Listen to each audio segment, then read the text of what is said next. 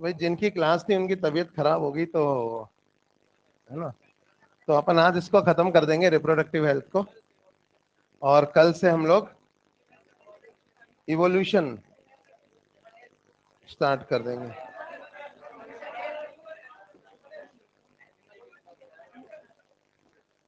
पहले इवोल्यूशन पढ़ेंगे, तो मॉड्यूल तो होगा ना तुम्हारे पास इवोल्यूशन वाला भी, तो ले लेना मॉड्यूल। हाँ, और थोड़ा सा पढ़ के आना उसमें से ओरिजिन ऑफ लाइफ वाला पार्ट। चलिए, तो आज हम लोग पहले रिप्रोडक्टिव हेल्थ को खत्म करेंगे। लास्ट क्लास में हम एसटीडीज के बारे में बात कर रहे थे कि सेक्सुअली क्यों डिजीजेस ट्रांसमिट हो जाती हैं।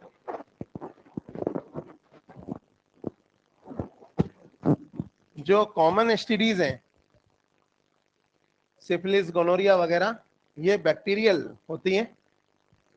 कुछ एसटीडीज वायरल भी होती हैं, और कुछ एसटीडीज सिफिलिस वाली वगैरह ना, ये प्रोटोजोअल भी होती हैं। तो प्रोटोजोआ, बैक्टीरिया, वायरस, यहाँ तक कि फंजाई, ये चारों एजेंट्स हैं जो अलग अलग तरह की एसटीडीज फैलाती हैं। एसटीडी जो है वो सेक्सुअली ट्रांसमिट होती हैं। कुछ एसटीडीज ऐसी भी हैं जो सेक्सुअल ट्रांसमिशन के साथ साथ ब्लड ट्रांसफ्यूजन के दौरान भी ट्रांसफर हो सकती हैं, जैसे हेपेटाइटिस और एड्स। कुछ एसटीडीज ऐसी हैं जिनका इलाज ही नहीं है, जैसे हेपेटाइटिस, एड्स, है ना। यहाँ तक कि कुछ एनसीईआरटी में एक लाइन लिखी हुई है, 3-4 डिजीज दी हुई है उन्होंने कि जो नॉन क्योरेबल है, उनको वैसे ही आप याद कर लेंगे। बाकी एसटीडीज कुछ ट्रीटेबल भी है। होता क्या है इसमें कि सेक्सुअल कॉन्टैक्ट से इन्फेक्शन होता है। पहले एक पार्टनर में अगर इन्फेक्टेड है तो दूसरे पार्टनर में भी वो इजीली फैल जाता है, क्योंकि जेनिटल म्यूकोसा जो है वो अनप्रोटेक्टेड है। इनिशियली ये इन्फेक्शन अगर फीमेल की बात करें, अगर मेल से फीमेल में हुआ है तो पहले वो उसके सेकेंडरी रिप्रोडक्टिव ऑर्गन्स में फैलता है। वेजाइना में इचिंग, डिस्चार्ज, यूट्रस में कॉन्ट्रैक्शंस भी होते हैं, और अगर ये फीमेल प्रेग्नेंट है तो एबॉर्शन भी हो सकता है। The commonest cause of abortion in the case of a female is infection. अगर प्रेगनेंसी के दौरान ज्यादा इन्फेक्शन हो गया, इन्फ्लेमेशन हो गया, तो यूट्रस में कॉन्ट्रैक्शन से एबॉर्शन हो जाता है। तो this is one of the commonest cause of abortions in the case of females. And कौन सा इन्फेक्शन, बैक्टीरियल, वायरस, या प्रोटोजोअल, या फंगल?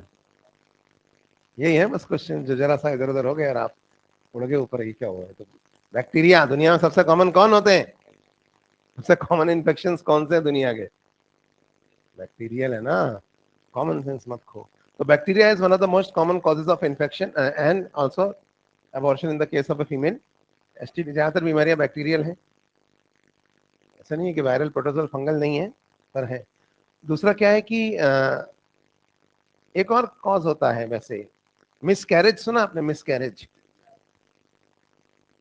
तो मिसकैरेज क्यों हो जाता है? कभी कभी प्रेगनेंसी के दौरान अच्छे खासे प्रेगनेंसी चल रही है, तीसरे चौथे महीने में अचानक मिसकैरेज हो गया। मिसकैरेज के कई रीजंस होते हैं, जैसे मैंने बताया, इन्फेक्शन हो गया, ये भी एक तरह का मिसकैरेज है। इंजरी हो गई, चोट लग गई। A very common cause is premature degeneration of corpus luteum. मतलब कॉर्पस ल्यूटियम को पहले 3 महीना प्रेगनेंसी को सपोर्ट करना है, तब उसके बाद प्लेसेंटा इतनी बड़ी हो जाएगी कि वो टेक ओवर कर ले। तो अगर पहले 3 महीनों में मिसकैरेज हो जाता है तो उसका कारण ये होता है कि कॉर्पस ल्यूटियम वक्त से पहले डिजनरेट हो जाती है। ठीक है, अब वापस आते हैं एसटीडीज पे। तो एसटीडी में भी पहले itching, discharge primary sex organs में होता है, और उसके बाद वो सेकेंडरी सेक्स ऑर्गन्स में होता है।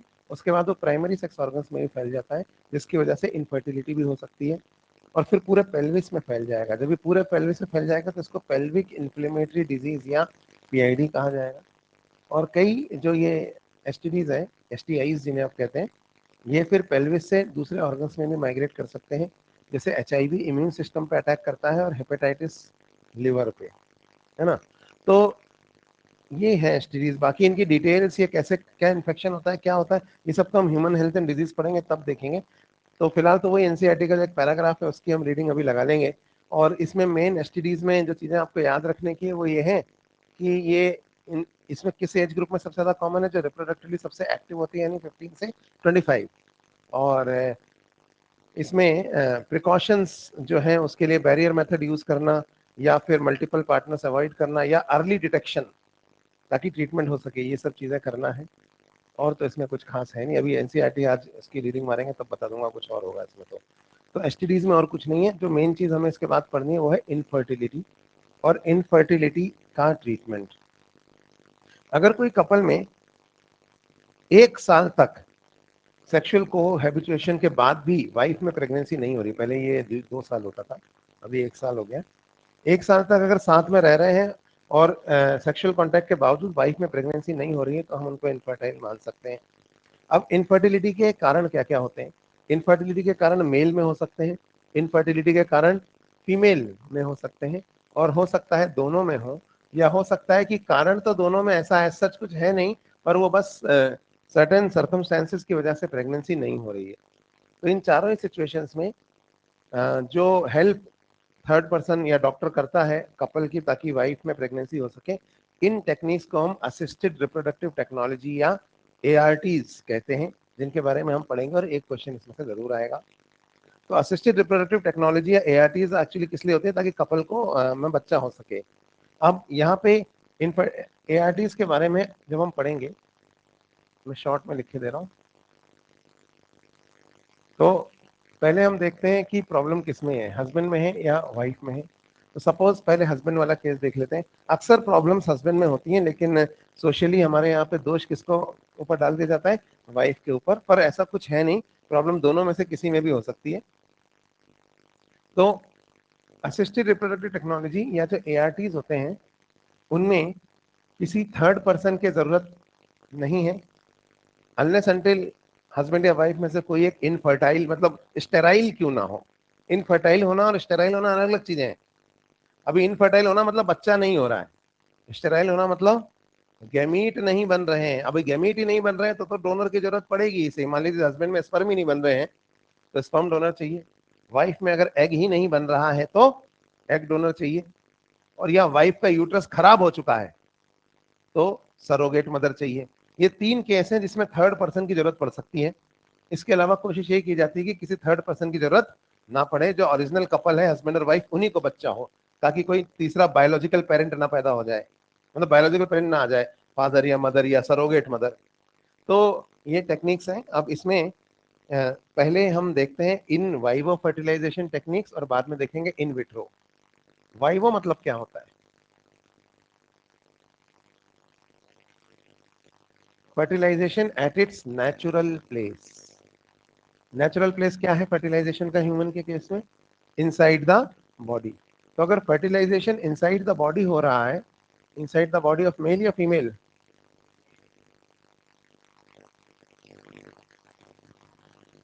तो इसे कहते हैं इन वाइवो फर्टिलाइजेशन। और दूसरी टेक्निक्स जो है वो है in vitro fertilization techniques. In vitro को इन विट्रो क्यों कहते हैं? विट्रो मतलब ग्रीक या लैटिन पढ़ी है? विट्रो मतलब क्या होता है? विट्रो मतलब होता है ग्लास, कांच। तो फर्टिलाइजेशन इन ग्लास अपैरेटस। अभी ग्लास अपैरेटस से मतलब क्या है? अपना टेस्ट ट्यूब। तो इन विट्रो फर्टिलाइजेशन को इन विट्रो क्यों कहते हैं? विट्रो मतलब, वाइवो मतलब होता है बॉडी, विट्रो मतलब ग्लास।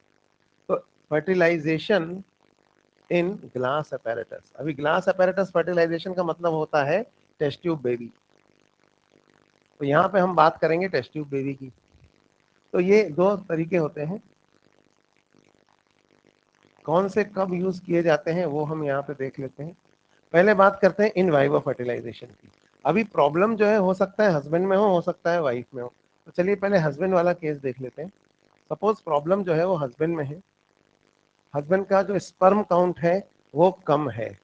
इसकी वजह से क्या है कि फीमेल बॉडी में कम स्पर्म रिलीज होते हैं, तो सर्विक्स को और भी कम क्रॉस कर पाते हैं, यूट्रस तक एक आध पहुंचता है, तो फेलोपियन ट्यूब में जाने के लिए कोई बचता ही नहीं। तो इसलिए ओव्यूलेशन तो होता है लेकिन वाइफ में प्रेगनेंसी नहीं हो रही। तो इनको स्पर्म्स को ऑटो करा दें, इनको बिठा दें, आगे तक पहुंचा दें। तो इसको हम बोलते हैं आर्टिफिशियल इंसेमिनेशन। अब ये जो टेक्निक है आर्टिफिशियल इंसेमिनेशन, ये तब यूज की जाती है जब प्रॉब्लम जो है वो हस्बैंड में है। इसके अलावा एक चीज और हो सकती है, स्पर्म काउंट तो नॉर्मल है लेकिन हस्बैंड जो है वो इम्पोर्टेंट है। मतलब इरेक्शन ऑफ पेनिस पॉसिबल नहीं हो रहा है, लेकिन उनको अगर कपल को बच्चा चाहिए, जैसे मान लीजिए अभी एक्सीडेंट में, हस्बैंड के एक्सीडेंट में चोट लग गई स्पाइनल कॉर्ड में, आपने सुना होगा, तो नीचे पैराप्लेजिया हो गया, कमर के नीचे का पोर्शन काम ही नहीं कर रहा बॉडी का कुछ भी, तो अब उनको बच्चा चाहिए, तो इम्पोर्टेंसी भी हो जाएगी ना इसमें, क्योंकि अगर स्पाइनल कॉर्ड यहाँ पे टूट गई तो नीचे, सुना नहीं सुना आपने, स्पाइनल कॉर्ड की इंजरीज कभी रिपेयर हील नहीं होती है, एक बार ज्यादा मेजर हो जाता है ना। अब किसी के हो गए वो परमानेंटली, उसके इतना हिस्सा नीचे का काम ही नहीं कर रहा, ब्लैडर ब्लैडर भी काम नहीं करता उसमें, तो फिर वो कैथेटर लगा रहता है जिंदगी भर। तो अब ऐसे केस में अगर वाइफ को बच्चा चाहिए, हस्बैंड इंपॉर्टेंट भी हो गया है, ड्यू टू इंजरी हो गया है या due to any other reason, उसमें इंपॉर्टेंसी आ गई है,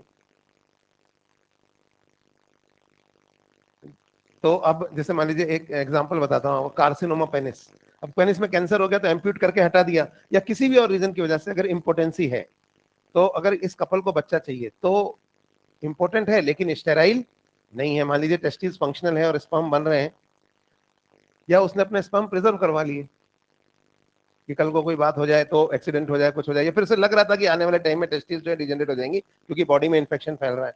तो कई बार ये सब क्या इंडिया में इतना कॉमन नहीं है, पर अभी धीरे धीरे अवेयरनेस आ रही है।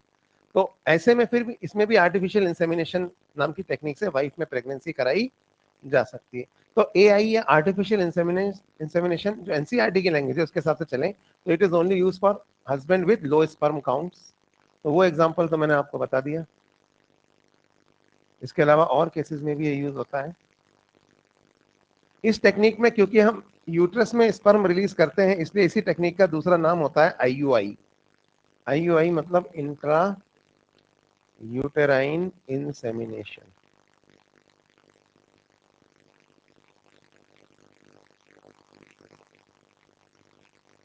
इस टेक्निक में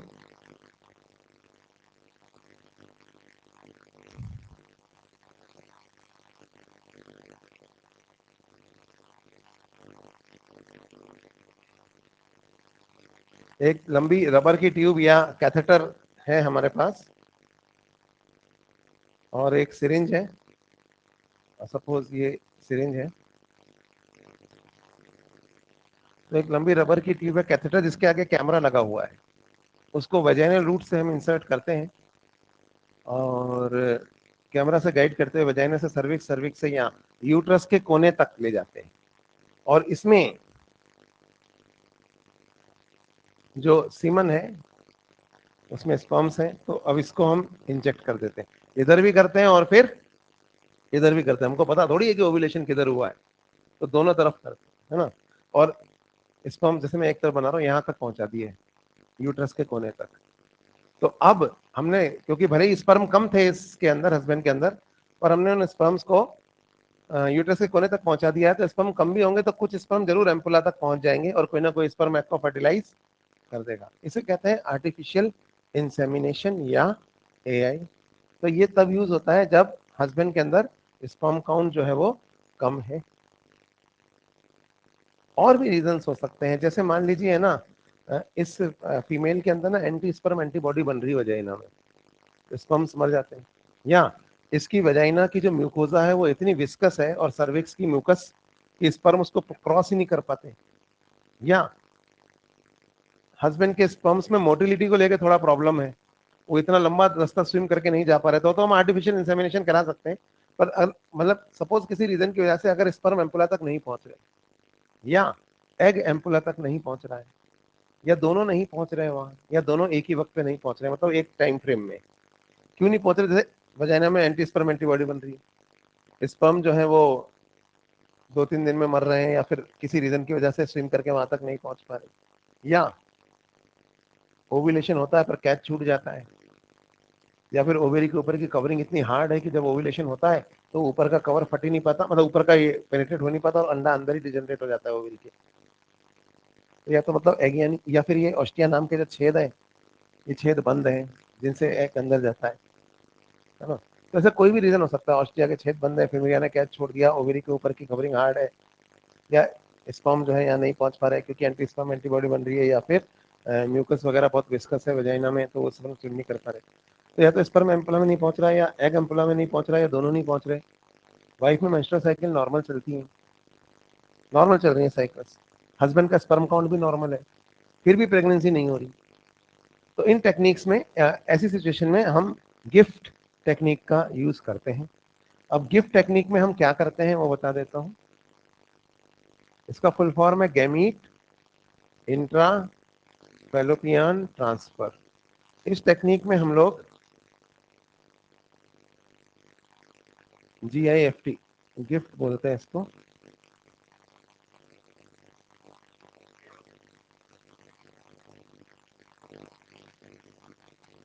एग बन रहा है फीमेल में और हस्बैंड में स्पर्म बन रहा है, फिर भी प्रेगनेंसी नहीं हो रही। तो इसमें हम टेक्निक में क्या करेंगे कि वाइफ का जो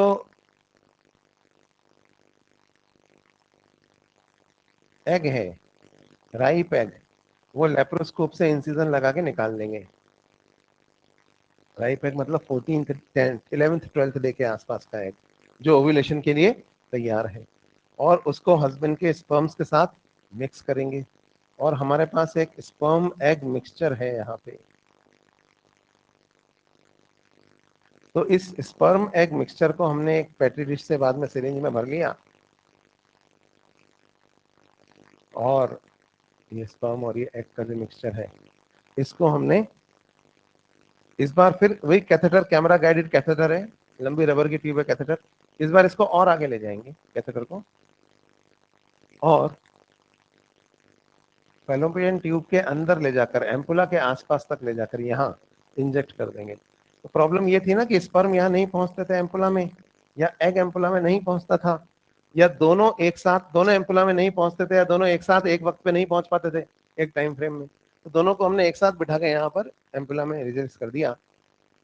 अब कोई ना कोई स्पर्म एग को फर्टिलाइज कर देगा और प्रेगनेंसी हो जाएगी। तो हमने किया क्या, गैमीट का इंट्रा फेलोपियन ट्रांसफर कर दिया। इसको हम कहते हैं गिफ्ट, मतलब मेल और फीमेल दोनों गैमीट्स हमने इंट्रा फेलोपियन ट्रांसफर कर दी। लेकिन एनसीईआरटी ने पता क्या लिखा है, एनसीईआरटी ने लिखा है कि गिफ्ट करा जाता है उस फीमेल में who can not produce ovum. अब देखा जाए तो अगर फीमेल ओवम प्रोड्यूस नहीं कर रही है तो भी यही टेक्निक यूज करी जाएगी, बस इसमें जो एग होगा वो किसका लिया जाएगा, वो किसी और फीमेल का लिया जाएगा, और फिर इसके हस्बैंड के स्पर्म के साथ फ्यूज करके, मतलब किसी डोनर का एग लेके हस्बैंड के स्पर्म के साथ मिक्स करके वाइफ की फेलोपियन ट्यूब में इंजेक्ट कर दिया जाएगा। टेक्निक तो वही है। तो वो लोग जो बोल रहे हैं वो गलत नहीं है ना, गलत नहीं है। लेकिन लेकिन अगर एग बन रहा है खुद वाइफ में तो फिर डोनर का एग क्यों लेंगे, तो नहीं लेंगे ना। तो वाइफ का ही एग लेंगे ना, क्योंकि नहीं तो बायोलॉजिकल मदर कोई दूसरी हो जाएगी। तो बेवकूफ है वो एनसीईआरटी लिखने वाले, क्योंकि उन्होंने पता क्या किया, उनको जब ये लिखने को बोला गिफ्ट विफ्ट सब ऐड करने, पुरानी बात है ऐड करने था, तो उनको अच्छा गिफ्ट गिफ्ट। अब कई तो वो इंग्लिश मीडियम से भी नहीं होते तो समझने में भी दिक्कत आती है मेडिकल की बुक्स को। अच्छा गिफ्ट में कुछ तो गिफ्ट होता होगा, तो उन्होंने लिख दिया एनसीईआरटी में गिफ्ट होता, अंडा गिफ्ट होता है इसमें। अरे भैया गिफ्ट मतलब वो गिफ्ट, गिफ्ट इसलिए क्यों करेंगे जब उसकी वाइफ में खुद बन रहा है तो। लेकिन हाँ वो गलत क्यों नहीं है, हम उनको गलत क्यों नहीं कह सकते थे लिखा हुआ एनसीईआरटी में, क्योंकि उस प्रोसेस में भी तो गिफ्ट किया जाता है। बात समझ में आ रही नहीं आ रही। तो गिफ्ट में हस्बैंड और वाइफ दोनों नॉर्मल होते हैं, अगर अंडा या स्पर्म बन रहे होते हैं तो उन्हीं के यूज करते हैं, तो डोनर के नहीं करते हैं। ये तो माँ या बाप कोई और हो जाएगा, एक तीसरा भी आ जाएगा ना। लेकिन अगर नहीं बन रहा है ऐसे तो फिर ये भी लिखना चाहिए कि अगर हस्बैंड में स्पर्म नहीं बन रहे हैं, नहीं आ रही बात समझ में, और स्पर्म और एग का मिक्सचर आप फेलोपियन ट्यूब में रिलीज कर रहे हो, वो भी तो गिफ्ट है। तो ये क्यों लिख दिया कि women who can not produce है, कैसे तो husband who can not produce sperm उसमें भी गिफ्ट होता है। तो बच गए वो, मतलब अपन उनको रोस्ट नहीं कर सकते क्योंकि उन्होंने लिखा है वो टेक्निकली गलत नहीं है। तो समझ में आ गया उन्होंने वो क्यों लिखा है उन्होंने, तो जान दो उनको। तो आप वो आंसर भी सही मान लेना अगर ऐसा आ जाए कि गिफ्ट किसमें किया जाता है, क्योंकि कई बार एनसीईआरटी की लाइन से क्वेश्चन आ जाता है female who can not produce egg, तो मान लेना हाँ उसमें भी हो सकता है, पर रियलिटी में गिफ्ट क्या होता है वो मैंने आपको यहाँ पे बता दिया। तो ये था गिफ्ट। अब गिफ्ट के बाद भी अगर प्रेगनेंसी नहीं हुई, इसका क्या मतलब है, इसका मतलब है कि ये समस्या थी ही नहीं कि स्पर्म और एग एक साथ एक ही वक्त में एम्पुला में नहीं पहुंचते थे, पहुंच जाते थे लेकिन फर्टिलाइजेशन नहीं हो पाता था, या तो स्पर्म और एग एक दूसरे को पहचान नहीं पाते थे, या फिर स्पर्म के एक्रोसोम के एंजाइम वीक थे, वो एग मेम्ब्रेन को गला नहीं पाते थे।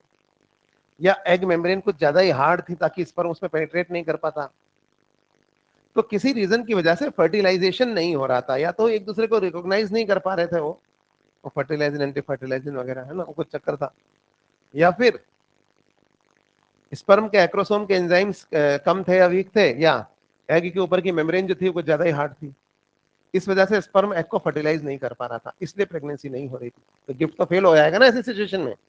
तो इस बार जो हम टेक्निक ट्राई करेंगे वो आईवीएफ और, अच्छा यहाँ पे एक बात क्लियर कर दो, दोनों का शॉर्ट फॉर्म क्या बन रहा है, इसका और इसका, दोनों का आईवीएफ ही तो बन रहा है ना शॉर्ट फॉर्म। लेकिन आईवीएफ जब यूज किया जाता है तो मतलब आईवीएफ किसके लिए रेफर करते हैं हम, इन विट्रो के लिए, इसका भी आईवीएफ बन रहा है, लेकिन कंफ्यूज मत होना, ये आईवीएफ नहीं है, आईवीएफ वो है विट्रो। तो आईवीएफ और इन वाइवो के बीच में एक टेक्निक हम और ट्राई करते हैं, जिसे गिफ्ट फेल हो गया तो नई टेक्निक ट्राई करेंगे, जिफ्ट। जिफ्ट का फुल फॉर्म होता है जाइगोट इंट्रा फैलोपियन ट्रांसफर। अरे जाइगोट नहीं बन रहा था ना, तो जाइगोट बना देते हैं। देखा जाए तो ये भी एक तरह का इन विट्रो फर्टिलाइजेशन ही है, पर पूरा नहीं है, बस जाइगोट बना के अंदर डाल देंगे हम, एम्ब्रियो नहीं बनाएंगे बाहर, है ना। तो इसको हम कहते हैं जिफ्ट। अब इसमें क्या करते हैं, स्पर्म और एग का मिक्सचर लेते हैं एक बार फिर सिरिंज में, और वेट करते हैं कि कोई ना कोई स्पर्म जो है वो एग में घुस जाए। अगर कोई स्पर्म एग में नहीं घुस पा रहा है तो फिर हम जबरदस्ती पकड़ के एक स्पर्म का इंजेक्शन लगा देते हैं एग के अंदर, इसे कहते हैं इंट्रासाइटोप्लाज्मिक स्पर्म इंजेक्शन। इसमें हम क्या करते हैं, आपको इनके फोटोग्राफ्स वगैरह देखने तो आप वो ऑनलाइन क्लास में मैंने कुछ डाल रखे हैं, वो देख लेना। और कि एक से माइक्रोस्कोपिकली एग को एक तरफ से ऐसे पकड़ते, छोटा सा एग होता है ना, एक तरफ से सक्शन से पकड़ते, दूसरी तरफ से इंजेक्शन लगाते हैं। तो अब ये एक स्पर्म जबरदस्ती पकड़ के हम एग में घुसा देते हैं, इसे बोलते हैं इंट्रासाइटोप्लाज्मिक स्पर्म इंजेक्शन। मतलब आपने क्या किया, एग के साइटोप्लाज्म में स्पर्म का इंजेक्शन लगा दिया। तो मैं लिख देता हूं, इन दिस प्रोसीजर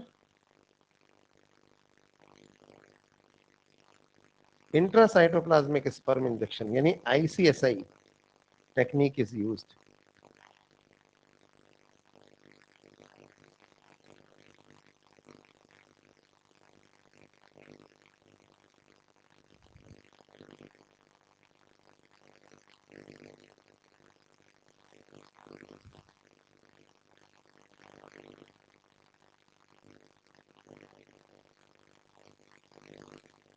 तो इसमें आईसीएसआई टेक्निक यूज करते हैं और एक स्पर्म को एग के अंदर इंजेक्ट कर देते हैं, और वो स्पर्म अंदर जाने के बाद पहले उसका पूंछ झड़ेगी, मिडिल पीस झड़ेगी, फिर उसका मेल प्रोन्यूक्लियस ऐसे बन के तैयार हो जाएगा, और फीमेल प्रोन्यूक्लियस भी है यहाँ। तो इसको ना हम प्रोस्ट भी कहते हैं। प्रोस्ट मतलब होता है प्रोन्यूक्लियर स्टेज ट्रांसफर। तो this same technique is also called as PROST, यानी कि प्रोन्यूक्लियर स्टेज ट्रांसफर, इसी को हम जिफ्ट बोलते हैं। अब इस जाइगोट को हम यहाँ पे इंजेक्ट कर देंगे। अब फर्टिलाइजेशन हो गया है तो जाइगोट में क्लीवेज स्टार्ट होंगे, फेलोपियन ट्यूब में ही डालेंगे, और एम्ब्रियो बन जाएगा, और 6-7 दिन बाद यहाँ आके चिपक जाएगा, इम्प्लांटेशन हो जाएगा। लेकिन अगर जिफ्ट भी फेल हो गया तो इसका क्या मतलब है, इसका मतलब है कि ये प्रॉब्लम नहीं थी कि फर्टिलाइजेशन नहीं हो पाता था, फर्टिलाइजेशन भी हो जाता था, लेकिन फर्टिलाइजेशन के बाद जो फर्टिलाइज्ड एग था, यानी कि जो जाइगोट था, उस जाइगोट के यानी फर्टिलाइज्ड एग के साइटोस्टेटिक फैक्टर डिजेनरेट नहीं होते थे, और उसमें क्लीवेज स्टार्ट नहीं होता था, और वो जाइगोट स्टेज में ही डिजेनरेट हो जाता था। बात समझ में आ रही है, एम्ब्रियो में कन्वर्ट नहीं होता था। तो इस बार हमको फिर टेस्ट ट्यूब बेबी बनाना पड़ेगा। तो इस बार हम क्या करेंगे, फिर से एक बार वही टेक्निक, फीमेल का एग निकाला, हस्बैंड के स्पर्म के साथ फ्यूज किया, और यहाँ पे हमने वेट किया कि कोई ना कोई स्पर्म एग में घुस जाए, फर्टिलाइजेशन हो जाए। लेकिन फर्टिलाइजेशन होने के बाद हम रुके नहीं, हमने उसमें क्लीवेज स्टार्ट किया, क्योंकि क्लीवेज तो नहीं स्टार्ट होता था। और एक बार क्लीवेज स्टार्ट हो गया तो उसके बाद जब यूनिसेलुलर जाइगोट मल्टीसेलुलर एम्ब्रियो में बदल गया, तो उस एम्ब्रियो को हमने सिरिंज में भर के इंजेक्ट कर दिया फीमेल की बॉडी में। कब किया वो बता, तो इन विट्रो फर्टिलाइजेशन। जैसे फर्टिलाइजेशन कहाँ हुआ है, बाहर। और फर्टिलाइजेशन के बाद जो टेक्निक हम यूज करते हैं आफ्टर फर्टिलाइजेशन, उसको हम कहते हैं एम्ब्रियो ट्रांसफर यानी ईटी। इस एम्ब्रियो को फीमेल वॉर्म के अंदर हमें ट्रांसफर करना है। अब वॉर्म में इसको ट्रांसफर करेंगे, technique is known as ET. तो कितने सेल स्टेज में करेंगे उसके हिसाब से दो तरह का ईटी होता है। अब एक बार क्लीवेज स्टार्ट हो गया, मोरुला वोरुला, तो 2 सेल, 4 सेल, 8 सेल। अगर 8 या उससे कम सेल हैं, लेस देन 8 सेल स्टेज है, मतलब अभी 8 ब्लास्टोमियर बने हैं ज्यादा से ज्यादा, है ना, तो हम ये मान के चलेंगे कि अभी तो ये लुढ़कता हुआ कहाँ पे पाया जाता है नेचुरली, फेलोपियन ट्यूब में। तो इसको हम कहाँ ट्रांसफर करेंगे, फेलोपियन ट्यूब में। इसे कहा जाता है इंट्रा फेलोपियन ट्रांसफर या आईएफटी। तो ये कहलाता है आईएफटी। याद रखना, आईएफटी अलग है, जीआईएफटी अलग है। आईएफटी इन वाइवो, जीआईएफटी इन वाइवो है, जबकि आईएफटी इन विट्रो है। लेकिन अगर 8 सेल से ज्यादा हो गए हैं, 16 हो गए, 32 होने वाले हैं, तो हम ये मान लेते हैं कि अब तो ये एम्ब्रियो में पहुंचने वाला है, मतलब यूट्रस में पहुंचने वाला है ये एम्ब्रियो, है ना। तो इस बार इसको हम यूट्रस के कोने पर, जहां से फेलोपियन ट्यूब खत्म होती है, उस एरिया में हम इसको इंजेक्ट कर देते हैं, यानी कि इसको कहा जाएगा इंट्रा यूटेराइन ट्रांसफर या आईयूटी। तो ये जो टेक्निक है ये कहलाती है इंट्रा यूट्राइन ट्रांसफर या आईयूटी। मतलब यहाँ इस कोने पे, यहाँ पे कहीं पे, है ना, फेलोपियन ट्यूब की जगह यहाँ, और अब ये यहाँ आके चिपक जाएगा और इम्प्लांटेशन हो जाएगा। तो डिपेंडिंग ऑन द स्टेज। तो पहला टेस्ट ट्यूब बेबी वर्ल्ड में हमने इस तरह से कौन सा बनाया था, लुइस ब्राउन, फीमेल थी। और इंडिया में दुर्गा, डॉक्टर सुभाष मुखोपाध्याय। ठीक है, नाम भी नहीं पता। हाँ, बंगाली हो तुम? तो बंगाल में तो सबको पता है, बाहर वालों को इतना नहीं पता होता, क्योंकि एक्चुअली क्या था, सब अपने रीजन को प्राइड लेते हैं ना। अब कोई मान लो मैं राजस्थान में रहता हूँ, कि राजस्थान का कोई आदमी कुछ बड़ा काम, अब बिहार वाले से पूछो डॉक्टर राजेंद्र प्रसाद, तुरंत पता होगा उसे कौन थे। हाँ, पता रहता है ना, आर्यभट्ट कौन है, हाँ पता है आर्यभट्ट। तो हर एक जगह का अपना।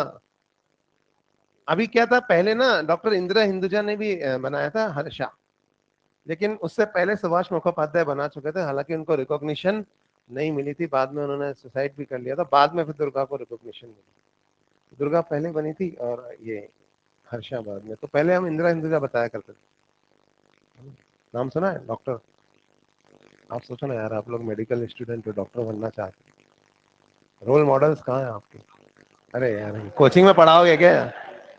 आप बताओ, मुंबई में आप चले जाओ तो शिवाजी पार्क में जो बच्चे क्रिकेट की कोचिंग कर रहे होते हैं, हर एक बच्चे को पता होता है सचिन तेंदुलकर कौन है।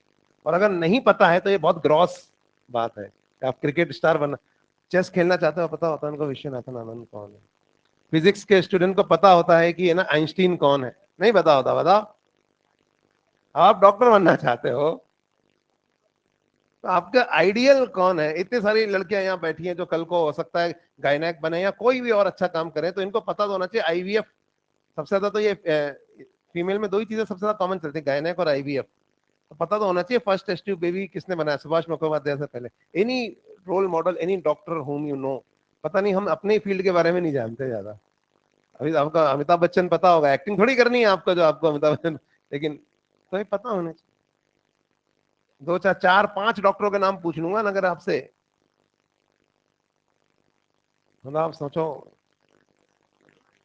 पांच महान। अच्छा, इंडिया का कोई ऐसा लेजेंडरी डॉक्टर बता दो जो आउट ऑफ रेस्पेक्ट जिसे महान माना जाता है। जैसे जैसे आप लिटरेचर के जो स्टूडेंट होते हैं उन्हें पता होता है रविन्द्रनाथ टैगोर कौन है, पता होना भी चाहिए। अगर आपको हिंदी लिटरेचर में इंटरेस्ट है और आपको रामधारी सिंह दिनकर और ये सब लोग नाम नहीं पता है नाम, तो फिर क्या फायदा, है ना। तो आपको अपना सब्जेक्ट, आप बायोलॉजी, और बायोलॉजी में भी आप मेडिकल साइंस के स्टूडेंट हो, आपको इंडिया के 4-5 ऐसे डॉक्टर्स एटलीस्ट पता हो जिन्होंने मेडिकल साइंस में इंडिया का नाम रोशन किया है, तो कोई बताओ। और ये सब, या फिर जिनको बाकी जिन्होंने कुछ महान काम किया हो। हरगोविंद खुराना जेनेटिस्ट थे, मतलब वो डॉक्टर नहीं थे, पर उन्होंने जीन्स पे काम किया, तो ठीक है। अब किसी को स्पेस में जाना है तो पता होता ना कल्पना चावला कौन है, इंडियन कोई लड़की अगर स्पेस में जाना चाहे तो पता होना चाहिए। सुनीता विलियम्स, तो आप लोग अपना थोड़ा सा ना। अब नहीं सर, हम तो सर रणवीर सिंह, रणवीर कपूर, दीपिका पादुकोण देखते रहते हैं जिंदगी, और कोई काम ही नहीं है। एटलीस्ट आपने आइडिया सही है। तो एनीवेज, तो मैं आपको बता, जाके पता करना है एक, अगर टाइम मिले तो डॉक्टर कोटनिस कौन थे, किसी को नहीं पता होगा क्लास में। एक डॉक्टर थे डॉक्टर कोटनिस, उस पर फिल्म भी बनी थी डॉक्टर कोटनिस की अमर कहानी, बहुत पुरानी फिल्म थी। और आपको विश्वास नहीं होगा, एक इंडियन डॉक्टर थे जिनका बर्मा में मंदिर है आज भी, कि उन्होंने बर्मा, इंडियन थे वहां गए थे, पर उन्होंने बर्मा के लिए जो किया वो लोग अपने ज्यादा उनकी पूजा करते हैं। तो है ऐसा। आप लोग पॉलिटिकल साइंस के स्टूडेंट होते हैं, मैं आपसे पूछता ऑस्कर शिंडलर कौन है, तो आप में से शायद कोई नहीं बताता। लेकिन आप इसराइल में जाओ, वहां पे शिंडलर का, ऑस्कर शिंडलर वाज जर्मन जिसने ज्यूज को बचाया। नाम सुना शिंडलर्स लिस्ट? नहीं सुना, कुछ नहीं पता, वर्ल्ड हिस्ट्री गायब है। एनीवेज चलो, तो मैं बता रहा था आपको कि डॉक्टर सुभाष मुखोपाध्याय, वापस आते हैं टॉपिक पे, ऐसे तो पता नहीं कहाँ चले जाएंगे हम।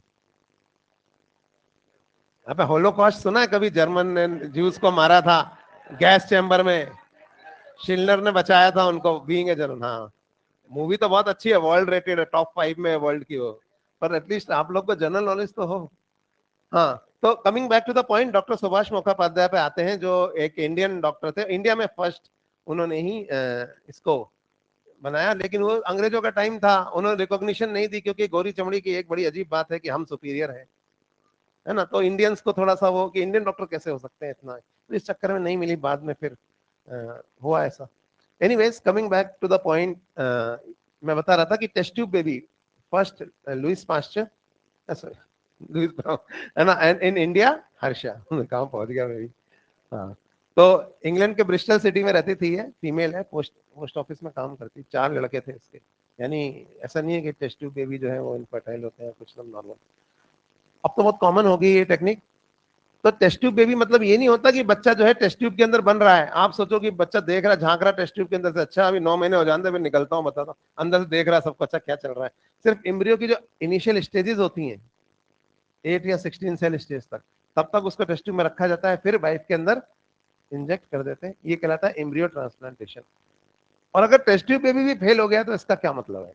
इसका मतलब ये है कि ये वाइफ के यूट्रस में प्रॉब्लम है, कुछ चिपकता नहीं है उधर, एंडोमेट्रियम में प्रॉब्लम है। नहीं है बात समझ में? अब क्या करें? अब सरोगेट मदर की जरूरत पड़ेगी। बात समझ में आ रही है? तो मैंने आपको एक एल्गोरिदम बताई, जैसे गिफ्ट, पहले तो हस्बैंड को चेक करो वाइफ को दोष देने से पहले।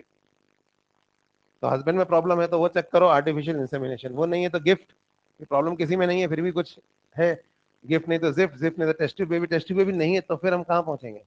फिर सरोगेट मदर पे, है ना। तो ये अ, हो गया असिस्टेड रिप्रोडक्टिव टेक्नोलॉजी, बस और इसमें कुछ नहीं, खत्म हो गया है। इसमें से ही आएगा एक क्वेश्चन, कोई डाउट हो तो पूछ लो, इसमें मॉड्यूल दिखाना है किसी को?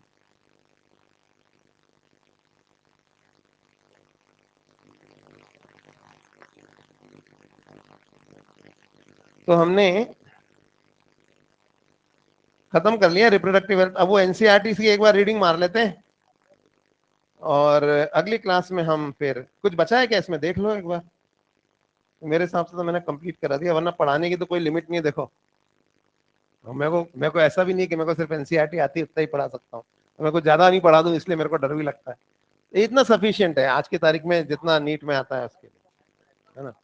नहीं नहीं, एक्स्ट्रा पढ़ाने से दिमाग पे जोर पड़ता है, घुटनों में दर्द हो जाएगा तुम लोगों के, है ना। तो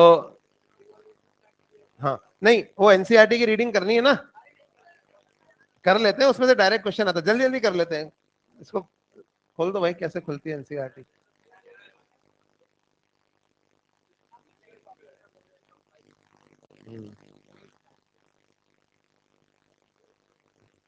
कर देंगे, अगली क्लास में स्टार्ट कर देंगे।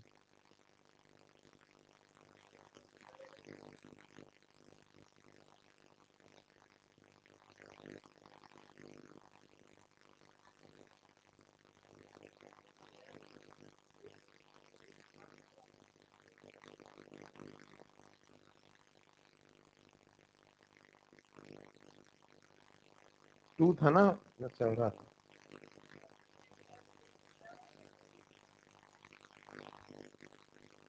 2 में भी तो कुछ बचा हुआ था।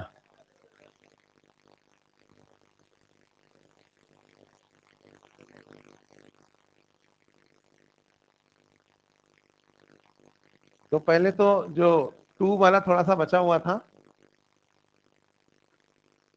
हम लोग मेस्ट्रुअल साइकिल पढ़ रहे थे 2 में, उससे पहले का हो गया था ना। आप तो पढ़ के आए हो नहीं आए हो एनसीईआरटी? तो अगर आपको लगता है किसी पर्टिकुलर लाइन में कोई डाउट है तो वो आप पूछ लो।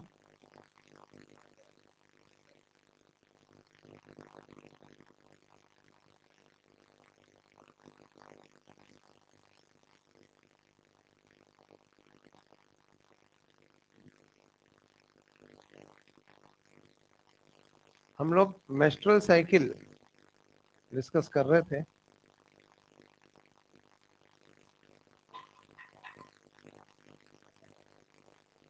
ट्वेंटी 8 डेज या 29 डेज की साइकिल है, और एक ओवम रिलीज होता है generally during the middle of the cycle. अब मिडिल ऑफ द साइकिल मतलब अराउंड 14 डेज। फिर यहाँ पे इन्होंने पहले थ्योरी बता देता हूँ, फिर ग्राफ देख लेंगे। मेजर इवेंट्स ऊपर फिगर में दिखाए हुए हैं, वो हम देख लेंगे। और cycle starts with menstrual phase, यानी डे 1 कौन सा होता है? जिस दिन ब्लीडिंग स्टार्ट होती है। 3 से 5 दिन ब्लीडिंग चलती है। क्यों होता है ये? क्योंकि एंडोमेट्रियम का ब्रेकडाउन होता है, जो अंदर वाली लेयर है। पेरीमेट्रियम और मायोमेट्रियम में कोई फर्क नहीं पड़ता है। मेंस्ट्रुएशन तभी होता है जब रिलीज्ड ओवम जो है वो फर्टिलाइज नहीं हुआ हो। बेवकूफ कहीं के, फर्टिलाइज हो गया और उसके बाद इम्प्लांट नहीं हुआ तो भी तो होगा।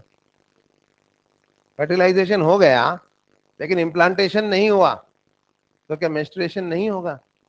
पर इसको आप सही मान लेना, है ना। तो menstruation only occurs if released ovum is not fertilized. Lack of menstruation may be the indicative of pregnancy. However ये अदर रीजंस की वजह से भी होता है, जैसे stress, poor health. Menstrual phase is followed by follicular phase. तो इन्होंने क्या 3 फेज कर दिए हैं। हमने प्री ओव्यूलेटरी और पोस्ट ओव्यूलेटरी माना।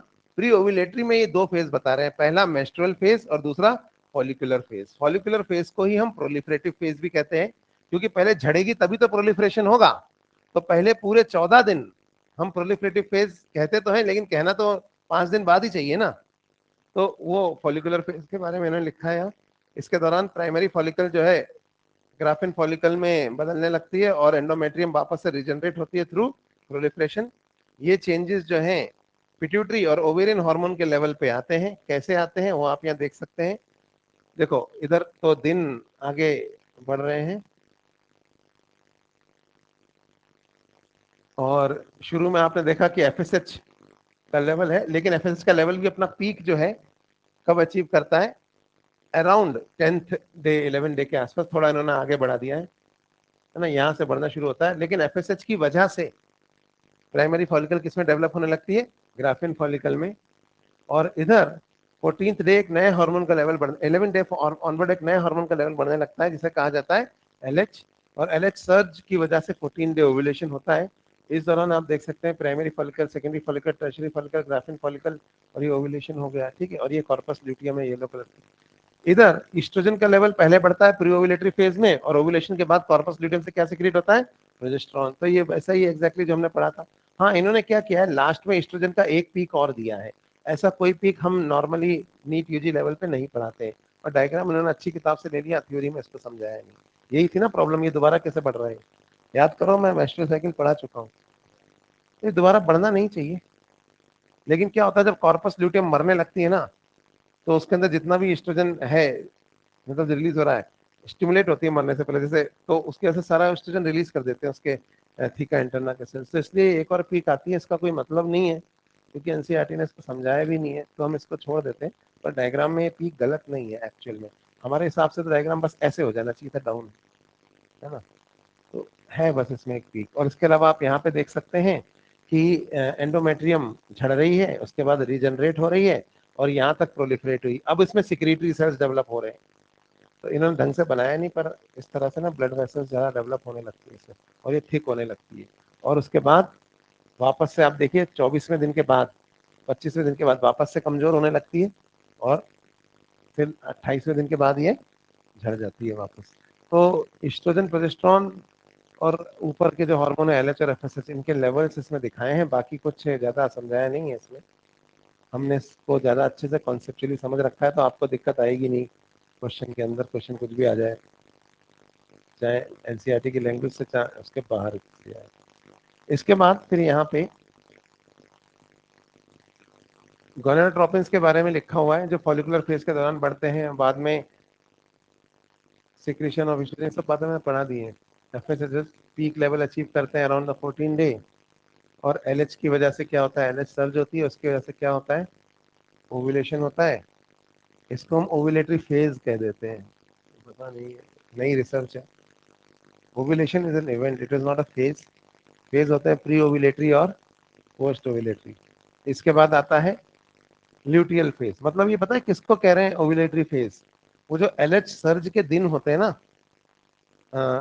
11, 12, 13, 14, उनको कह रहे हैं। तो ठीक है, अब इसके बाद ग्राफिन फॉलिकल फूट जाती है तो कॉर्पस ल्यूटियम बढ़ जाती है, और कॉर्पस ल्यूटियम जो है वो एंडोमेट्रियम को मेंटेन रखती है बाय सिक्रीटिंग प्रोजेस्टेरॉन। और ये ऐसी एंडोमेट्रियम की क्यों जरूरत है, ताकि इसमें इम्प्लांटेशन हो सके और दूसरे इवेंट हो सके प्रेगनेंसी के। और अगर ड्यूरिंग प्रेगनेंसी सारे इवेंट जो है ना मेंस्ट्रुअल साइकिल के रुक जाते हैं और मेंस्ट्रुएशन भी नहीं होता है, और अगर फर्टिलाइजेशन नहीं हुआ, कहने का मतलब अगर प्रेगनेंसी नहीं हुई, तो कॉर्पस ल्यूटियम जो है वो डिजेनरेट हो जाती है। इसकी वजह से क्या होता है, हार्मोन का लेवल गिरता है, और उसकी वजह से एंडोमेट्रियम जो है वो डिसइंटीग्रेट हो जाती है।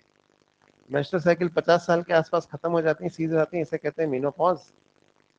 तो रिप्रोडक्टिव फेज कब होता है, मीनार्की से मेनोपॉज के बीच का खत्म। इसके बाद ये आते हैं फर्टिलाइजेशन और इम्प्लांटेशन।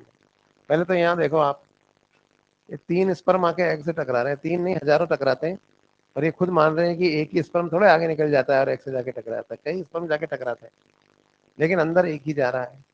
क्योंकि ये सारे स्पर्म जो है ना अपना हाइलुरोनिडेज रिलीज कर करके कोरोना रेडिटा को तोड़ते रहते हैं, और एक आध जो ZP3 जोन के आसपास होता है या उधर के होता है वो आगे निकल जाता है। ये बाहर ही इनको सबको लेके आया, जो हीरो स्पर्म था उनको बाहर लगा दिया काम, पहले तो ठोको इसको तोड़ो, खुद चला गया। और फिर यहाँ जाके उसके लिए, जिसके लिए रिसेप्शन कौन बनेगा इनमें से, वो एक अंदर चला जाएगा। ये सारी प्रोसेस हम पढ़ चुके हैं। उसके बाद कॉर्टिकल ग्रेन्यूल जो है यहाँ पे एक मेम्ब्रेन बना देंगे, फर्टिलाइजेशन मेम्ब्रेन, ताकि और कोई अंदर ना आ सके। तो कॉपुलेशन के दौरान सीमन जो है वजाइना में रिलीज होता है, इसे हम कहते हैं insemination. Motile sperm rapidly swim करते हुए सर्विक्स क्रॉस करके एम्पुलर रीजन में पहुंच जाते हैं, और ओवम भी यहाँ पहुंच जाता है जहाँ पे फर्टिलाइजेशन होता है। फर्टिलाइजेशन तभी हो सकता है जब ओवम और स्पर्म एक साथ एम्पुलरी रीजन में ट्रांसफर हुए हो। एक साथ से मेरा मतलब है, इनका मतलब है एक टाइम फ्रेम, वो 6-7 दिन, है ना। तो इसीलिए सभी कॉपुलेशन की वजह से फर्टिलाइजेशन या प्रेगनेंसी नहीं होती। और अगर process of fusion of sperm with an ovum, इसको हम फर्टिलाइजेशन बोलते हैं। इसके दौरान एक स्पर्म कांटेक्ट में आता है जोना पेलोसिडा लेयर तक, और उसकी वजह से मेम्ब्रेन में चेंजेस होते हैं, सेल मेम्ब्रेन में, है ना। और इसकी वजह से एंट्री ब्लॉक हो जाती है बाकियों की। इस ब्लॉक को, ये ब्लॉक रिएक्शन कहलाता है। इन्होंने बस ब्लॉक लिखा है, पर एक्चुअली कॉर्टिकल रिएक्शन जो मैं आपको पढ़ा रहा था ना, उसका नाम है ब्लॉक रिएक्शन, ब्लॉकिंग करता है वो, ये वर्ड याद रखना। और इसकी वजह से एक ही स्पर्म अंदर जाता है, और एक्रोसोम के जो सिक्रीशन होते हैं वो एग को अंदर घुसने में मदद करते हैं, जोना पेलोसिडा वगैरह को गला के। इन्होंने लिख दिया and the plasma membrane also, ये भी सही नहीं। इस दौरान इधर एक मेंस्ट्रुअल हाइजीन पे एक चीज, एक ये अभी रिसेंटली ऐड किया है इन्होंने, तो इसको भी पढ़ लेते हैं क्या लिख रहे हैं। हाइजीन और सैनिटेशन जरूरी है मेंस्ट्रुएशन के दौरान। रोज नहाएं, खासतौर पर मेंस्ट्रुएशन के दौरान। कई कई गलत फहमियाँ हैं, वो नहीं होनी चाहिए कि जब पीरियड्स चल रहे हैं तो नहाओगे नहीं, पीरियड चल रहे हैं तो अचार मत खाओ, ये सब बकवास है, इसका कोई मतलब नहीं होता, है ना। सैनिटेशन मेंटेन रखें, take bath and clean yourself regularly. Sanitary napkins या क्लीन होममेड पैड्स यूज करें, और 4-5 घंटे के बाद या एज पर रिक्वायरमेंट पैड्स को चेंज किया जा सकता है। और सैनिटरी नैपकिन्स को प्रॉपरली रैप करके ऐसे ना फेंकें, क्योंकि ऐसे फेंकने में क्या होता है कि जो जानवर होते हैं, डॉग्स वगैरह, उनको ब्लड की स्मेल आ जाती है, तो फिर वो लोग डिस्पोज करके उसको मतलब इधर उधर खराब करेंगे। तो इनको कभी भी ड्रेन पाइप्स ऑफ टॉयलेट्स में, आजकल तो लिखा भी होता है होटल्स के अंदर, जो वो सीट होती है ना, किसमें सैनिटरी नैपकिन को फ्लश नहीं करना है, ना फेंकें और इसके बाद हाथ साबुन से धो दें, तो जनरल ऐसे जोड़ दिया। तो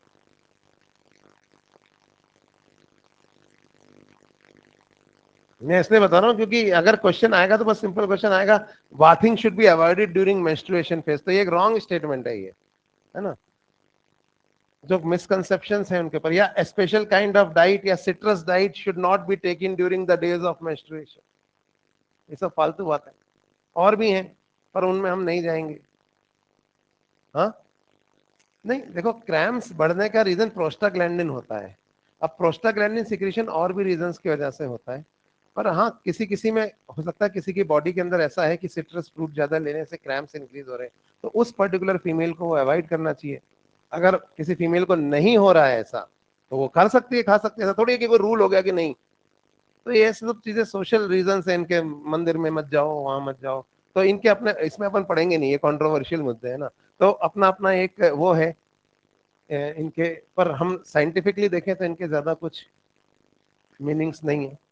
so this induces the completion of meiotic division of secondary oocyte, क्या स्पर्म का टकराना, और इसकी वजह से सेकंड मियोटिक डिवीजन जो है वो भी अनइक्वल होता है, जिसकी वजह से एक सेकंड पोलर बॉडी और बनती है और एक हैप्लॉइड ओवम बनता है, जिसको हम ऊटिड भी कह सकते हैं। और उसके बाद हैप्लॉइड न्यूक्लियस स्पर्म का आके इसका फिक्स हो जाता है, जाइगोट बन जाता है। How many chromosome will be there in the zygote? Sex of the baby has been decided at this stage. कैसे? क्योंकि हस्बैंड के पास जो है एक्स वाई है और वाइफ के पास एक्स एक्स है। हमने कुछ ज्यादा ही समझा दिया था इसको, तो इसको इतना ही सिंपल छोड़ दो। तो इसलिए मेल गैमीट डिसाइड करेगा, क्योंकि वो दो तरीके के होते हैं, कौन सा मेल गैमीट अंदर जाएगा उस हिसाब से gender of the child will be decided. तो इस पे हम किसी कंट्रोवर्सी में पड़े पे ना, वही नॉर्मल बात रखी हुई है कि scientific, that is why scientifically it is correct to say that the sex of the child is determined by the father. बेवकूफ, फादर्स गैमीट लिखो यहाँ पर। ऐसे हो गया जैसे प्रेगनेंसी हो जाती है तो डॉक्टर पूछता है आपको क्या चाहिए, लड़का चाहिए कि लड़की, फादर कहता है ये चाहिए। या भगवान आके पूछते हैं कि आप अपना फॉर्म भर रहे हो तो उसमें लिख दो आपको क्या चाहिए। तो जो भी है, अब इस्थमस से जाइगोट मूव करता है क्लीवेज के दौरान, और 248, देखो ये गलत लिखा हुआ है 248, मैंने आपको बताया था अरिथमेटिक प्रोग्रेशन होता है 3 4 5 6 7 8, या 2 4 8 16 कर रहे हैं। तो एम्ब्रियो विद 8 to 16। अच्छा, किसी की हिम्मत नहीं होती कह दे कि ये गलत लिखा है, क्योंकि खुद ही नहीं पढ़ा होता, बेरोजगारी की वजह से टीचर बने होते हैं, कुछ पता तो होता नहीं है, नौकरी नहीं मिली, चलो यूट्यूब पे खोल लेते हैं यार, कोचिंग में पढ़ा लेते हैं, तो जो लिखा है वो सब सही है। इसको चैलेंज वो कर सकता है जिसने पढ़ा हो। हमारे 90% लोग पढ़ लिए होते तो जॉब ही नहीं मिल जाती उनको कहीं, पढ़े तो नहीं थे इसलिए तो आ गए। तो यहाँ पे देख लो, ये एक डायग्राम है जिसमें फर्टिलाइजेशन दिखाया है, ये सब बाहर रुक गए, एक अंदर चला गया, ये 2 सेल 4 सेल है ना, और फिर इन्होंने ABCDEF स्टेजेस दिए हैं। यहाँ पे स्टेजेस में बता देता हूँ कौन सी क्या है, ये ऊपर लिखी हुई है ना, यही वाली इन्होंने नीचे लिखी हुई है यहाँ। तो ये मोरुला स्टेज है, 16 सेल स्टेज। इसके बाद आप देखो मोरुला यहाँ आ रही है, और ये अब ब्लास्टुला स्टेज आ गई, जी वाली। तो स्टेजेस उन्होंने नीचे भी दिए हैं, और ये ब्लास्टोसिस्ट स्टेज है, ठीक है, इसमें होता है इम्प्लांटेशन। तो क्वेश्चन आ जाएगा इम्प्लांटेशन कौन से स्टेज में होता है, जी वाली स्टेज, या जी और एच एक ही है, वो इम्प्लांटेड ब्लास्टोसिस्ट है। और तो इसमें कुछ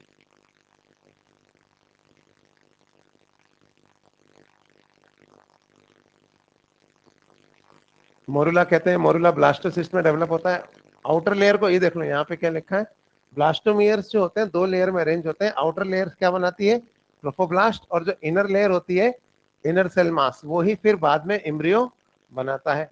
और ये लिखा है आगे, है ना, अटैचमेंट के बाद यूट्राइन सेल रैपिडली डिवाइड करते हैं और ब्लास्टोसिस्ट को पूरा कवर कर लेते हैं, यानी ब्लास्टोसिस्ट अंदर चला जाता है, जिसकी वजह से ऐसे इम्प्लांटेशन को क्या कहा जाता है, इंटरस्टिशियल इम्प्लांटेशन, ये हमने पढ़ा था। फिर pregnancy and embryonic development. Implantation के बाद फिंगर लाइक प्रोजेक्शंस अपीयर होती हैं ट्रोफोब्लास्ट से। असल में ये ट्रोफोब्लास्ट के नीचे जो कोरियन है ना, उससे अपीयर होती हैं, इसलिए इन्हें क्या कहा जाता है, कोरियोनिक विलाई, जो यूट्राइन टिश्यू और मैटरनल ब्लड से सराउंडेड होती हैं, और ये आपस में यूट्राइन टिश्यू में ऐसे घुसी होती हैं, विलाई इंटरडिजिटेटेड हो जाती हैं, और ये मिलके जो स्ट्रक्चरल यूनिट बनाते हैं उसे क्या कहा जाता है, प्लेसेंटा। तो प्लेसेंटा में मैटरनल और फीटल दोनों का कंट्रीब्यूशन है। प्लेसेंटा क्या करती है, ऑक्सीजन सप्लाई करती है, न्यूट्रिएंट सप्लाई करती है, CO2 रिमूव करती है और वेस्ट प्रोडक्ट वगैरह रिमूव करती है। इसके अलावा प्लेसेंटा अम्बिलिकल कॉर्ड के थ्रू फीटस से जुड़ी होती है और अम्बिलिकल कॉर्ड से टू एंड फ्रो सब्सटेंसेस जाते हैं। और प्लेसेंटा एक एंडोक्राइन टिश्यू भी है, तो कुछ हार्मोन जैसे कि HCG डेवलपमेंट ऑफ गोनैड्स के लिए, HPL ये मिल्क मेमोरी ग्लैंड्स के को सपोर्ट करती है for milk synthesis in the mother, और ईस्ट्रोजन और प्रोजेस्टेरोन वगैरह सिक्रीट करती है। और बाद में पार्चुरेशन के समय बताया था मैंने आपको, रिलैक्सिन भी सिक्रीट होता है जो बर्थ कैनाल को डायलेट करता है। ये जो हार्मोन है ना, HCG, HPL और रिलैक्सिन, ये 3 हार्मोन ऐसे हैं जो सिर्फ प्रेगनेंसी के दौरान ही प्रोड्यूस होते हैं। बहुत सिंपल क्वेश्चन आएगा, which of the following hormone is not produced only during pregnancy. तो इनके अलावा चौथा हो, आंसर लगा देना आप। ये लाइन याद रख लेना, HCG, HPL, रिलैक्सिन, ये प्रेगनेंसी के दौरान ही मिलेंगे, नॉन प्रेग्नेंट फीमेल में ये नहीं मिलते हैं। और बाकी हार्मोन जिनके लेवल चेंज होते हैं प्रेगनेंसी के दौरान वो तो आपको पता ही है, ये सारे। कॉर्टिसोल का लेवल भी बढ़ जाता है, स्ट्रेस, थायरोक्सिन का लेवल भी बढ़ा हुआ रहता है। तो ये सब हार्मोन जो है फीटल ग्रोथ के लिए एसेंशियल है, इसलिए इनका लेवल बढ़ा रहता है। और मेटाबॉलिक चेंजेस जो मदर में हो रहे हैं मेंटेन करने के लिए प्रेगनेंसी के होते हैं। और इसके बाद इनर सेल, इधर एम्ब्रियो में डेवलपमेंट लिखा हुआ है कि इनर सेल मास जो है डिफरेंशिएट हो जाता है। देखो ये अम्बिलिकल कॉर्ड है, ये फीटस है, और इधर यहाँ पर ये क्या बनेगी, ये प्लेसेंटा बनेगी। ठीक है, तो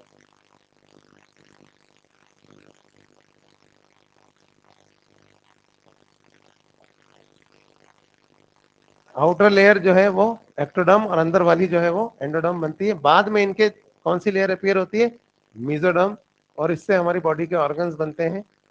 और इनर सेल मास के जो सेल, जब तक उनमें डिफरेंशिएशन नहीं होता है, इनको क्या कहा जाता है, स्टेम सेल्स। तो इनके अंदर अभी प्लूरीपोटेंसी प्रेजेंट होती है।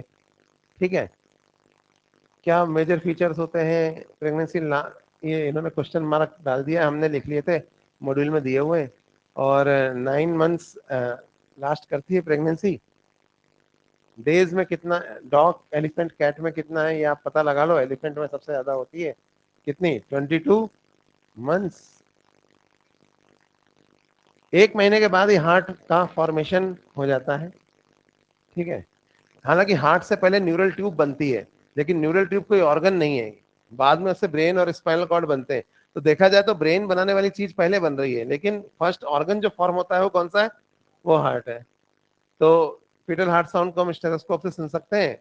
और second month of pregnancy, by the end of the second month of pregnancy थोड़ी बहुत उंगलियां वगैरह बनने लगती हैं। 12th वीक यानी फर्स्ट ट्राइमेस्टर तक सारा ऑर्गन सिस्टम बन चुका होता है, मेन मेजर। और लिम्स और ये सब याद करके जाना, लिम्ब और एक्सटर्नल जेनिटेलिया वगैरह ये भी दिखने लगते हैं।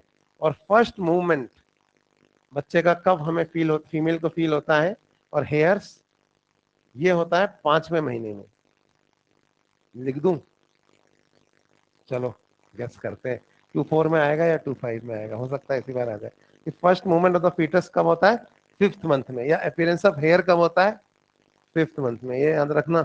और सेकेंड ट्राइमेस्टर तक बॉडी पर फाइन लेनिगो हेयर्स टाइप के हेयर्स कवर हो जाते हैं, और आईलिड सेपरेट होने लगते हैं, आईलैश भी फॉर्म होने लगते हैं, सब याद कर देना। और 9 महीने तक बच्चा पूरा डेवलप होता रहता है, उसके बाद वो डिलीवर हो जाता है।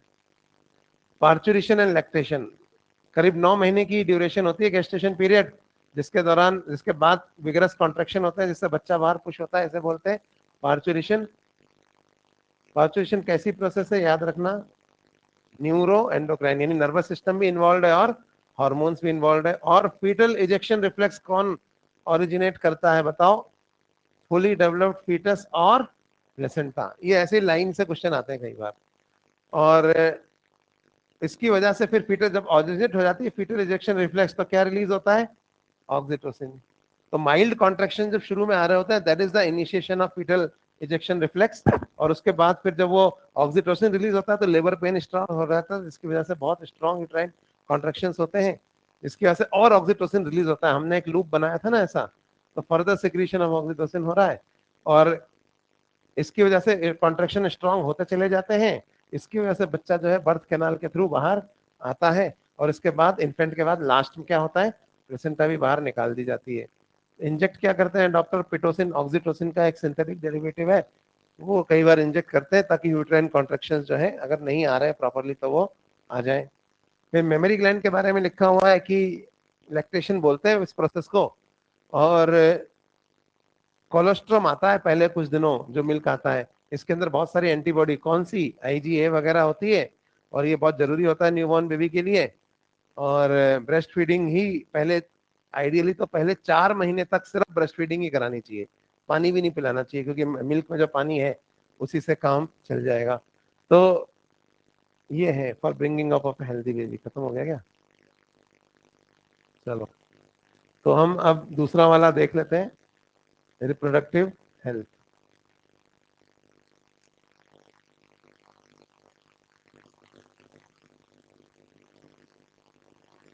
रिप्रोडक्टिव हेल्थ में सबसे पहले तो मेथड ऑफ कॉन्ट्रसेप्शन तो हम डिस्कस कर ही चुके हैं।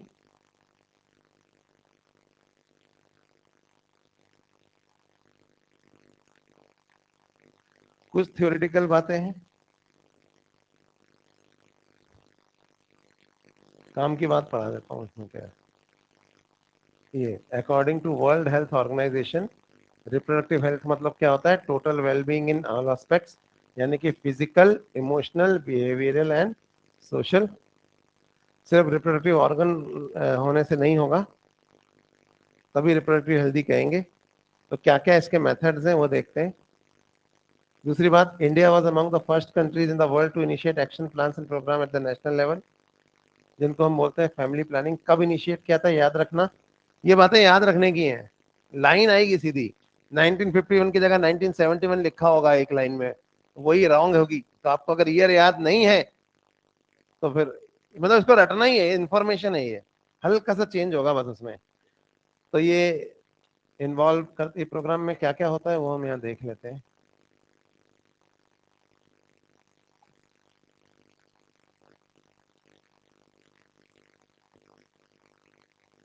रिप्रोडक्टिव रिप्रोडक्शन रिलेटेड एरियाज के सारे प्रोग्राम्स को हम आरसीएच प्रोग्राम्स कहते हैं।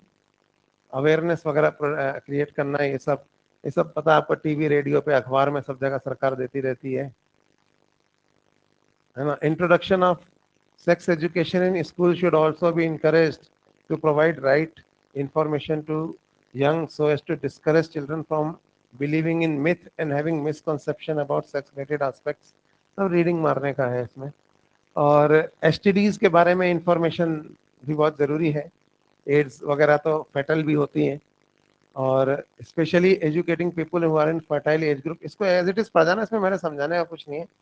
और हाँ, हम इसमें तो टेक्निकल चीजें उसको देख लेते हैं, creating awareness, social evils.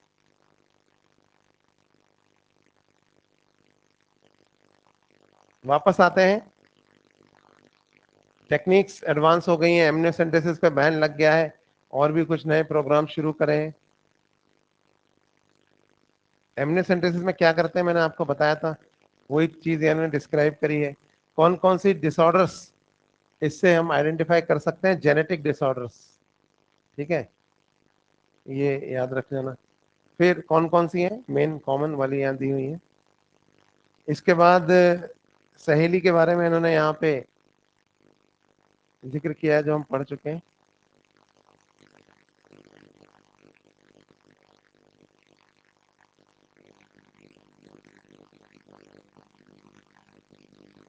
CDRI Lucknow बता ही दिया था मैंने। बेटर अवेयरनेस, बार बार वही बातें कर रहे हैं जो आप अपने आप निबंध लिखते हो ना, तो उसमें पढ़ते हो सारी, ऐसा होना चाहिए, वैसा होना चाहिए, उसको आप पढ़ते जाना। हाँ, बेटर डिटेक्शन ऑफ एसटीडी। फिर पॉपुलेशन एंड बर्थ कंट्रोल पे बात है। कुछ डेटा है जो आपको याद रखना है। वर्ल्ड पॉपुलेशन किस तरह से बढ़ी है, दूसरी बात कि इंडिया में क्या ट्रेंड है, कितनी थी और अब कितनी हो गई है मई 2011 में। एमएमआर और आईएमआर काम की चीजें मैंने आपको बता दी थी, दोनों ही कम आरसीएच प्रोग्राम्स के बाद रिड्यूस हुई हैं, ठीक है। और 2011 सेंसस के हिसाब से पॉपुलेशन ग्रोथ रेट जो है वो <2% था, लेकिन फिर भी काफी अलार्मिंग है। तो इसलिए अब पॉपुलेशन कंट्रोल बिल ला रही है सरकार। तो ये बातें यहाँ लिखी हुई हैं। अब इसको स्मॉलर फैमिलीज को मोटिवेट करें, हम दो हमारे दो, क्या है इसमें और काम का क्या है यार? 18 और 21 तो पता ही है आपको। मैं क्या पढ़ाऊं इसमें? काम की बात सुनो। एक आइडियल कॉन्ट्रासेप्टिव कैसा होना चाहिए? User friendly, easily available, effective, और क्या लिखा है यहाँ पे? और बाद में मेथड ऑफ कॉन्ट्रासेप्शन में क्या पढ़ाते हैं ये लोग? वासेक्टोमी, है ना? भगवान जाने क्या पढ़ाते हैं, है ना? और it should not interfere in the sexual drive, desire and sexual act of user. और कौन कौन से तरीके हैं? ये वही IUD, barrier method, injectable implants and surgical methods. अब सर्जिकल मेथड इनको यहाँ पे नहीं लिखना चाहिए पर लिख दिया है। तो नेचुरल मेथड्स में इन्होंने पीरियोडिक एब्स्टिनेंस, ये रिदम मेथड है। कब से कब तक? 10 से 17 के आसपास तक। इसके अलावा विड्रॉल या कोएटस इंटरप्शन, ये भी बता दिया। लैक्टेशनल एमिनोरिया, ये भी बता दिया है मैंने, इसमें कुछ नया नहीं है। फर्स्ट 6 मंथ्स तक ये इफेक्टिव होता है। फिर बैरियर मेथड्स यानी कॉन्डोम वाला, और prevention of STI and AIDS, ये सब इसका एडवांटेज है। डायफ्राम वॉल्ड सर्वाइकल कैप, ये भी हम पढ़ चुके हैं। इसके अलावा स्पर्मिसाइडल जेली वगैरह भी यूज होता है। और आईयूडीज, ठीक है। आईयूडीज का प्रॉब्लम क्या है कि they can be inserted only by expert doctor और नर्स। कॉमन आईयूडीज कौन से हैं? फर्स्ट जनरेशन, ये सेकंड जनरेशन, और फिर ये हार्मोन रिलीजिंग, ये वाले कौन से हैं? Third generation. ये सब हमने पढ़ दिया है। आईयूडीज स्पर्म फैगोसाइटोसिस को भी इंक्रीज करते हैं, और कॉपर जो है स्पर्म मोटिलिटी को सप्रेस करते हैं, और फर्टिलाइजेशन कैपेसिटी को भी डिक्रीज करते हैं। लेकिन हार्मोन रिलीजिंग आईयूडीज इसके अलावा इन एडिशन क्या करते हैं?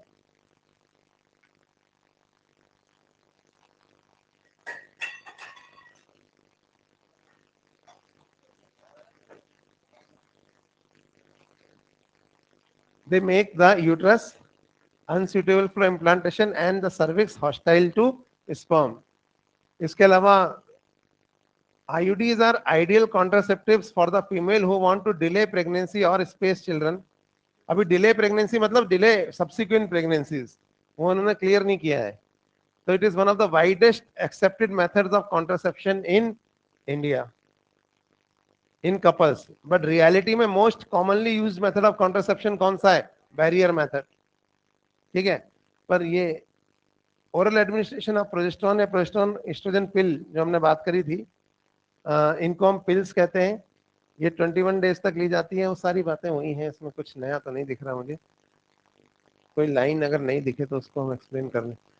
पिल्स इफेक्टिव होती हैं, लेस साइड इफेक्ट होते हैं, लेकिन इन्होंने मेन बात तो लिखी नहीं इन्होंने कि साइड इफेक्ट ज्यादा होते हैं। इसकी वजह से 4-5 साल से ज्यादा नहीं दी जाती है। सहीली 1 से वीक पिल है। Progesterone in combination with estrogen या इंजेक्शन या इम्प्लांट भी दिए जाते हैं। और इसके अलावा इमरजेंसी कॉन्ट्रासेप्शन के बारे में इन्होंने लिखा है 72 आवर्स में, अगर विद इन 72 आवर्स अगर यूज किया जाए तो प्रेगनेंसी रोकी जा सकती है। सर्जिकल मेथड्स को हम स्टेरिलाइजेशन भी कहते हैं। ये टर्मिनल मेथड है, मतलब इसके बाद अब और बच्चा अगर नहीं चाहिए तो ये दो सिंपल डायग्राम जो मैंने आपको बताया, यहाँ पे नहीं काटते हैं, इधर काटते हैं। स्क्रोटल सैक यहाँ पर है ना, यहाँ एब्डोमेन में थोड़ी चीरा लगाएंगे। स्क्रोटल सैक इजीली एसेसेबल है तो उससे कट कर देते हैं।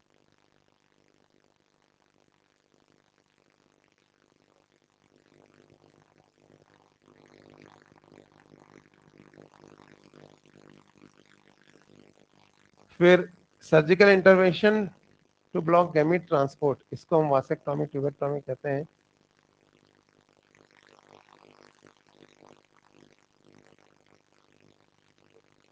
कौन, एक बात ध्यान रखना है, ये लाइन देखो, contraceptives are not regular requirement for maintenance of reproductive health। काम की बात सुनो यहाँ पे, जो कॉन्ट्रासेप्शन कोई नेचुरल चीज थोड़ी है। अब देखो आगे रिलीजियस बातें, क्योंकि पुराने जमाने में यही माना जाता था कि कॉन्ट्रासेप्शन जो है वो कहीं ना कहीं गलत है। कोई चीज नेचुरल हो रही है बॉडी में, आप उसे रोक रहे हैं। उसी को थोड़ा इन्होंने चेंज करके लिख दिया है कि कॉन्ट्रासेप्शन कोई रेगुलर रिक्वायरमेंट तो है नहीं रिप्रोडक्टिव हेल्थ को मेंटेन रखने के लिए। In fact they are practice against a natural event जो होना ही है, conception. One is forced to use these methods to prevent pregnancy या to delay या space pregnancy due to personal reasons, ठीक है।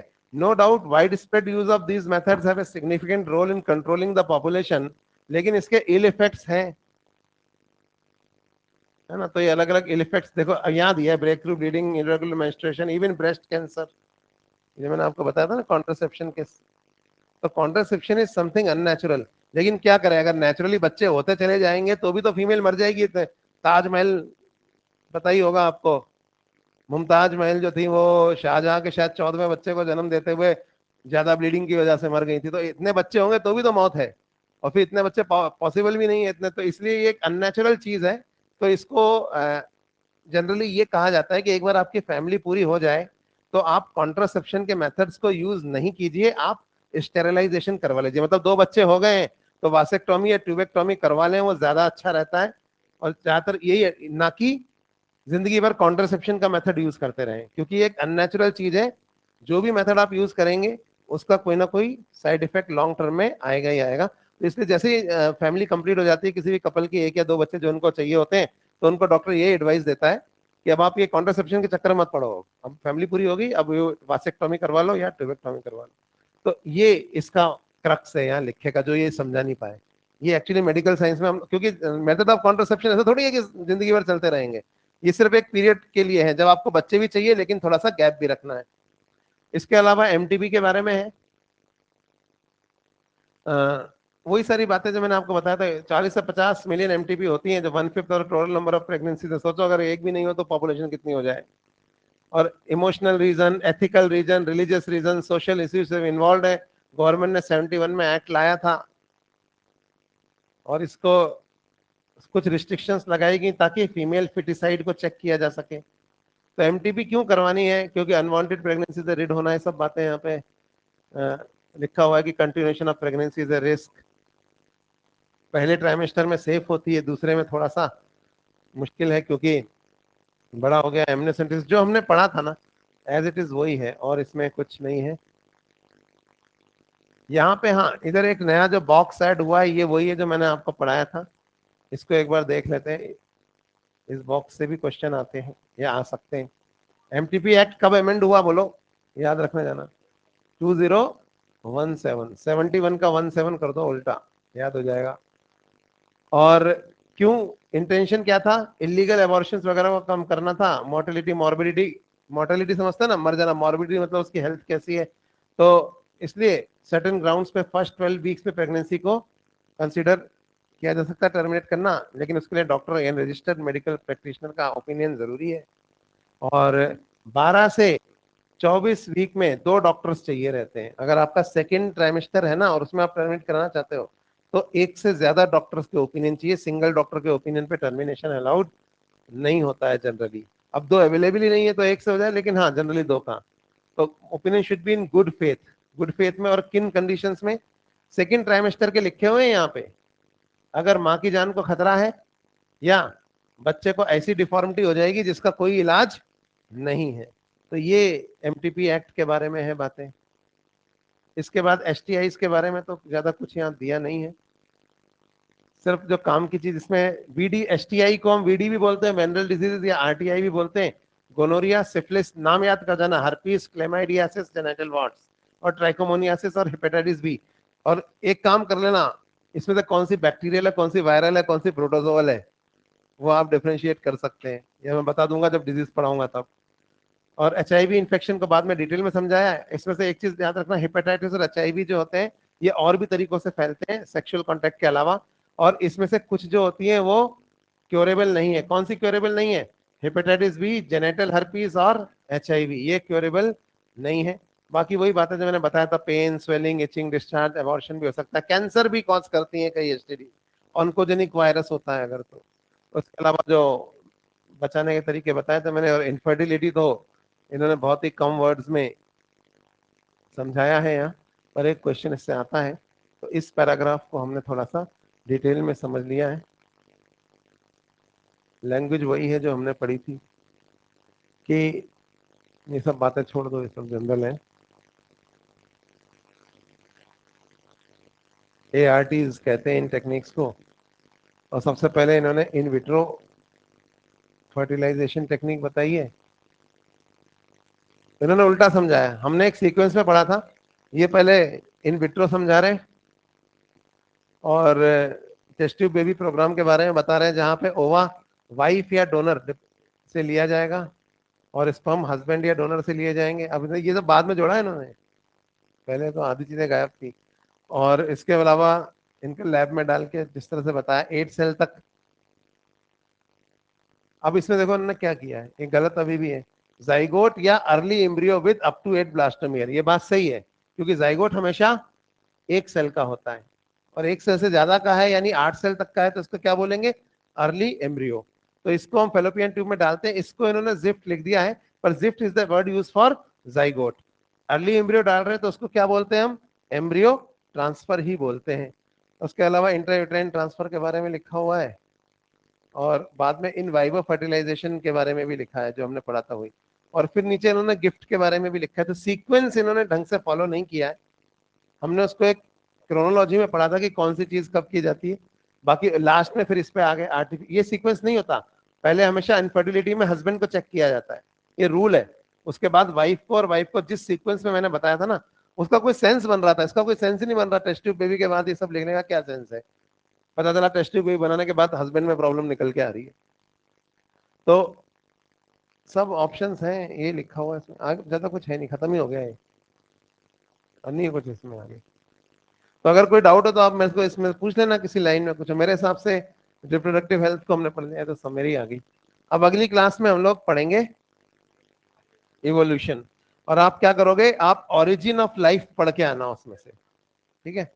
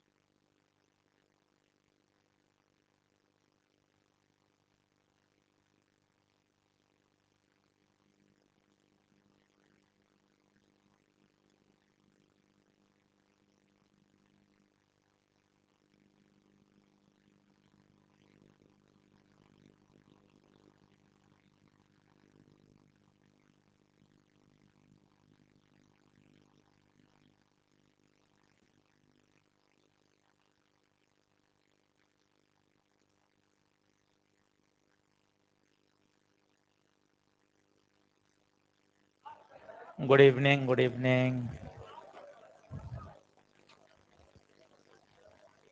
बैठ